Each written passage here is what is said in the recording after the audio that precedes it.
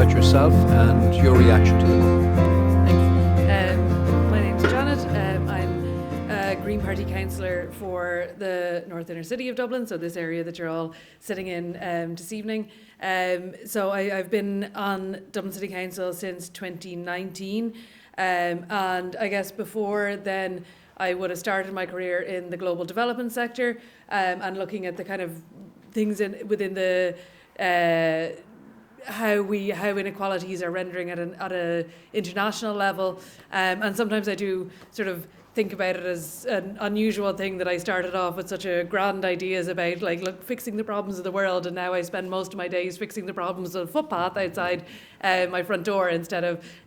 fixing the wider issues. But I think that's sort of a lot of the ideas that are touching upon there about how global and local issues interconnect, and how you look at the visions of what degrowth means, what donut economics means, what recognising limits mean within our ambitions at our local level and within how we all live our lives, as well as at the global level. So I think there's sometimes it feels like a tension there, that you can get distracted into the microcosms of your own lives, and sometimes it feels like very much it is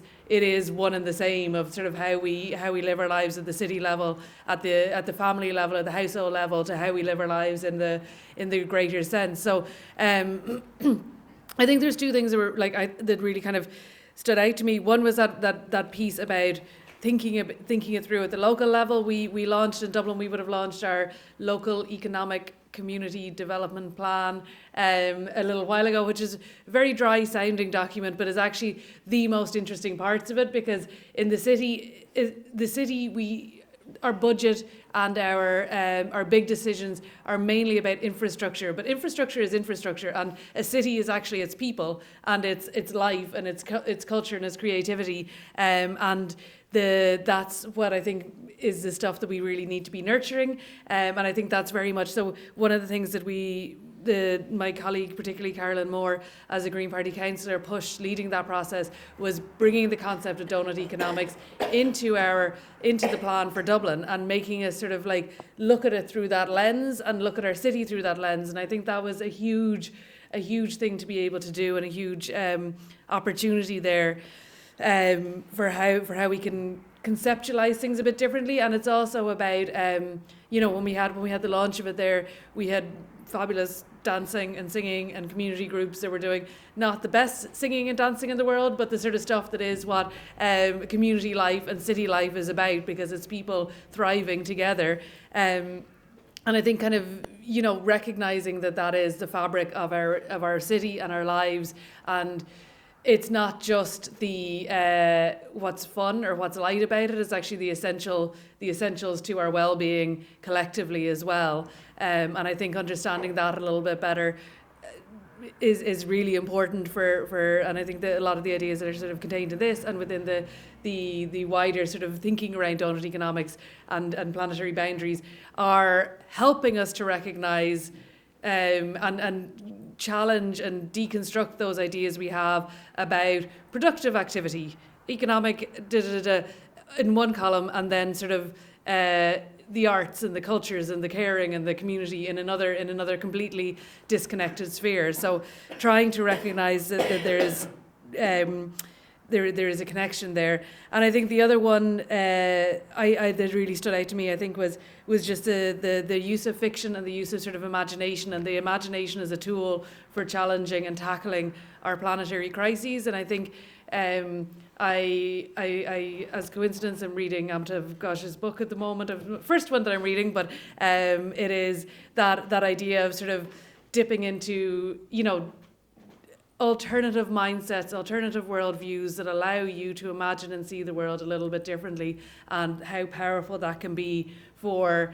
our own self-care in the more radical sense of it, to help us imagine, continue to work and imagine beyond our current existences or our current parameters, I guess. So I find that really powerful, not just the stories themselves, but the ideas of reconceptualizing all of our stories within kind of part of our work and part of our need to find solutions and be constructive or productive in that way, I guess, as well. And yeah, I think I was also just reflecting on the future thinking part as well. And, you know, a lot of the world of 2015 and before that was a world where the borders between our countries were so important and so defined, and the difference between the global north and the countries and as defined by our borders within them and the countries of the global south was so significant. Whereas now, as our sort of migration is changing how our world looks, and the inequalities within our own communities and within our own countries become so much more stark than maybe at one stage the primary inequalities of the world were those. And while it's still, there are massive inequalities between different areas of the world, but the inequalities of wealth and poverty are rendered within our own countries and within our own borders and boundaries, and borders don't contain us or our imaginations or our connection, but nor do they contain our problems in the same way. And I think that there's a huge imagination piece there about how we can kind of reconceptualize how we connect with others creatively and positively,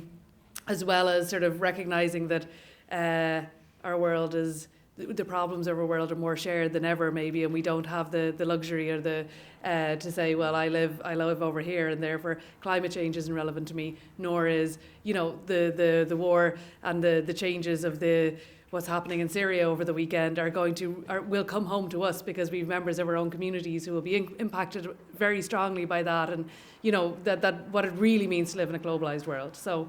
those were the themes I was reflecting on anyway as I was reading. I hope they're somewhat relevant. They certainly are. Thank you very much, Janet.